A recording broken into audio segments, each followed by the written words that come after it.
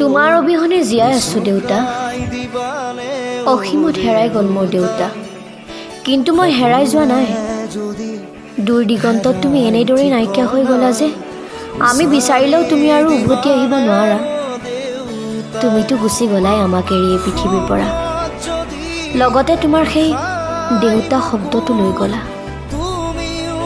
জনা হোৱাৰ পৰাই দেউতা শব্দটো কোনোদিনেই মুখত উচ্চাৰণ কৰি পোৱা নাই অ' দেউতা, আৰু কোনোদিনেই তোমাক মাতিবও নোৱাৰিম। দেউতা হেনো ঘৰৰ চালিৰ দৰে, ল'ৰা ছোৱালীক সকলো বিপদৰ পৰা ৰক্ষা কৰে, কিন্তু আমি তোমাৰ অবিহনে সদায় নিথৰুৱা অ' দেউতা।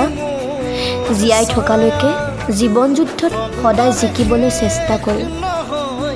শেষত এটাই তোমালৈ অনুৰোধ, তুমি যাতে সদায় আমাক প্ৰেৰণা দি যোৱা, আৰু য'তে আছা তাৰ পৰাই আশীৰ্বাদ কৰি যোৱা।